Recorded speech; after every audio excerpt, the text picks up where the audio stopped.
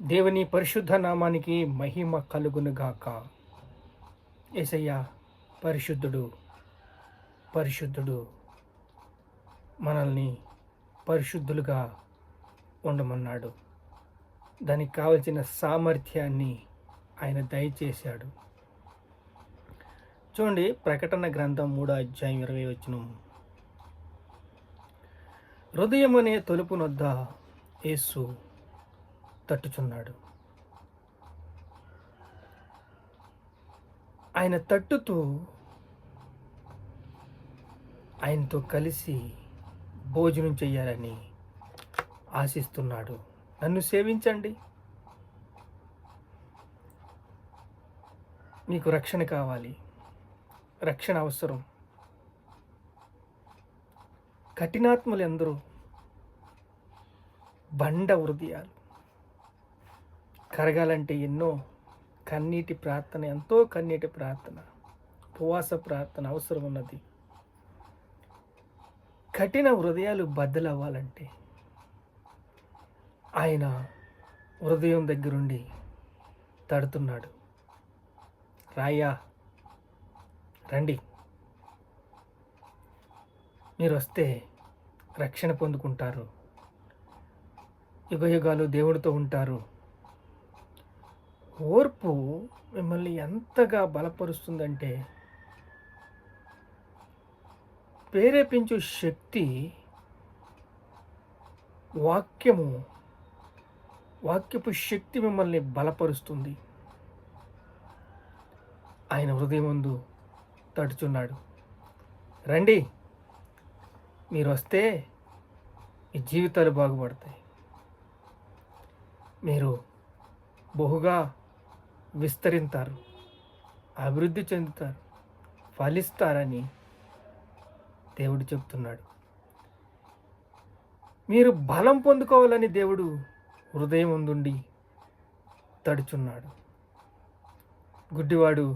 గుడ్డివాడికి దారి చూపగలడా? గుడ్డివాడు, నశించిపోయేవాడు ఎప్పుడు కూడా మనిషిని బాగు చేయలేడు. ఇప్పుడు యేసయ్య దగ్గరికి రండి అని చెప్పడానికి, యేసయ్య ఇంత మంచివాడని చెప్పడానికి, తీర్పు తీర్చకండి అప్పుడు మీ గురించి తీర్పు తీర్చబడదు, క్షమించండి అప్పుడు మీరు క్షమించబడతారు, నేరం మోపకండి అప్పుడు మీ మీద నేరం మోపబడదు. లూకా సువార్త 6:38 ఈ పదాలన్నీ ఇమిడున్నాయి. ఎందుకంటే ఆయన హృదయం అందు నించుని మనల్ని, రండయ్యా, అమ్మా, అక్క, చెల్లి, తమ్ముడా, రండి, నన్ను సేవించండి, నా కాడి సులువైంది, నా భారము తేలికైంది అంటున్నాడు. ఆదికాండంలో 15:1 చూస్తే, యెహోవా నాకు ఇచ్చినా ఏమి, అబ్రహాంకు ఒక లోటు ఉంది, పిల్లలు లేరు, తాను గర్భఫలం లేదు, తను ఒకటే వేదన, తనకి గర్భఫలం లేదని, తనకి పిల్లలు లేరని తను యాతన పడుతూ, దమస్కు ఎలియాజరేనా నా పిల్లలు, వాళ్ళైనా నా ఆస్తికి కర్తలు, దేవుడు ఎంతో ఇచ్చాడు, రోజు మాట్లాడుతున్నాడు, అబ్రహాముతో ఎంతో ఉద్దేశం కలిగి ఉన్నాడు. కానీ అబ్రహాముకి ఆశీర్వాదం ఇచ్చేస్తే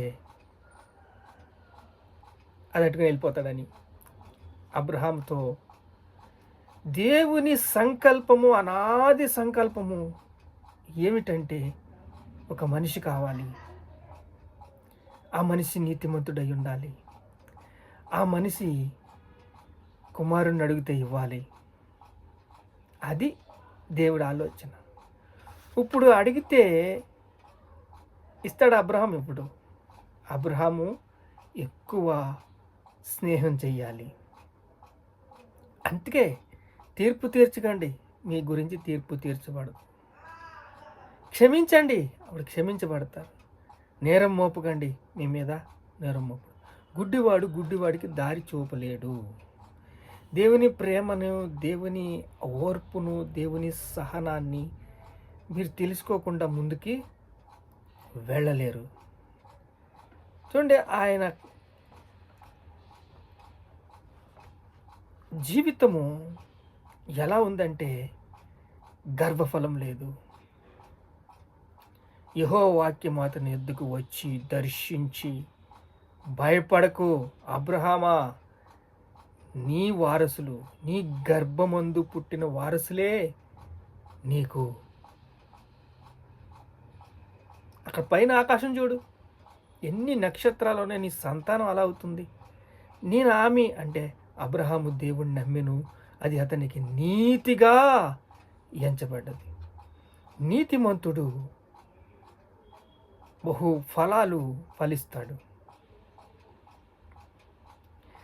గుడ్డివాడు గుడ్డివాడికి దారి చూపలేడు. దుష్టుడు మరణమొందుట నాకేమాత్రమైన సంతోషమా? ఎందుకంటే గుడ్డివాడు గుడ్డివాడికి దారి చూప, వాళ్ళిద్దరూ గుంటలో పడిపోతారు. అందుకే ఈ లూకాసు వార్త 6:45 వచనం చూస్తుంటే, హృదయము నిండిన దాన్ని బట్టి నోరు మాట్లాడుతుందంట. హృదయము దేంతో నిండాలి? దేవుని ప్రేమతో నిండినప్పుడు, దేవుడితో సహవాసం చేసినప్పుడు, దేవుడు హృదయం తడుతుంటే వినేలాగా ఉండాలి. ఏంటి చెప్పయ్యా, వచ్చావా? వినయ మనస్సు, వినయ భావము, ఓర్పు, సహనము కలిగి ఉండాలి. అపనమ్మకము, అవిధేయతతో ఎన్నోసార్లు ఆయన హృదయం తట్టుతుంటే మనము ఆ స్పందన లేదే, అవిధేయత, అపనమ్మకము చోటు చేసుకున్నప్పుడు, నిరాశ, నిస్పృహలు కృంగిపోతున్నప్పుడు, అప్పుడు దేవుడు వాక్యము తీర్పు తీర్చకండి అంటే, తీర్పు తీర్చకుండా ఎలా ఉంటారు? చిన్న కోపం వస్తే ఆ పలకలు 40 రాత్రులు 40 పగలు ఉపవాసం ఉండి దేవుడు చెప్పిన మాటలన్నీ విని ఆ పలకలు పగలు కొట్టేశాడు. అంటే అబ్రహాము సహవాసము, మోషే సహవాసము చూస్తుంటే అబ్రహాము ఎంతగా దేవుడిని నమ్మాడంటే దేవుడు చెప్తే విన్నాడు. అందుకే హృదయం ముందు తట్టుతున్నాడు. ఆ తలుపు తీస్తే నాతో కలిసి భోంచాను, నేను లోకాన్ని జయించాను, నా తండ్రి సింహాసనం ముందు నేను కూర్చోబెడతాను, మిమ్మల్ని సింహాసనం ముందు కూర్చోబెడతాను, జయించు వానికి జయ జీవితం అనుగ్రహిస్తాను, నాతో కలిసి మీరు జయ జీవితం కలిగి జీవిస్తారు, జయ జీవితాల్లో పాలు పొందుతారు అంటున్నాడు. క్షమించండి, మీరు క్షమించబడతారు. నేరం మోపకండి, మీకు నేరం మోపబడదు. వినయము, విధేయత. యెహోవా నాకు ఏమిచ్చినా ఏమి, నాకు సంతానం లేకుండా పోతుంది, నిరాశ నిస్పృహలోకి వెళ్ళిపోతున్నప్పుడు యెహోవా వాక్యము ఆయన వచ్చి బలపరుస్తుంది. ఈరోజు యేసయ్య మీ హృదయాలు తడుతుంటే ఎంతమంది అయ్యా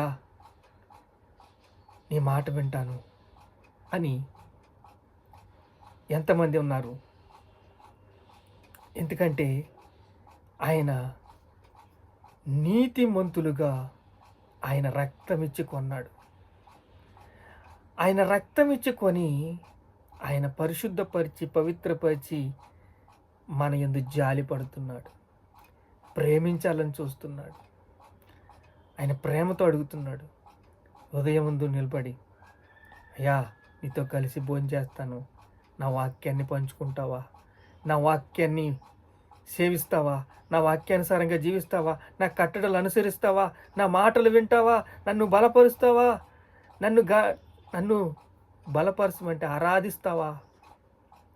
ఆరాధన, ఓర్పుతో ఆరాధన, ప్రేరేపిస్తూ ఉంటాడు. దేవుడి శక్తి వాక్ శక్తితో ప్రేరేపిస్తున్నప్పుడు ఆయన వాక్ శక్తి బలం పొందుకోవడానికి ముందుకు రావాలి. ఆయనతో కలిసి భోజనం చేయండి, ఆయన్ని సేవించండి, ఆయన్ని ఆరాధించండి, ఆయన్ని ఘనపరచండి, ఆయన్ని మహింపరచండి. మీరు పరిశుద్ధులుగా మీ పిలుపుకు తగినట్లుగా జీవించండి. ప్రార్థన చేసుకుందాం. మహాపరిశుద్ధుడైన తండ్రి యేసయ్యా, మమ్మల్ని ఎంతగానో ప్రేమించి వాక్యమిచ్చి కృపనిచ్చి మా హృదయమందు తడుతున్నావయ్యా.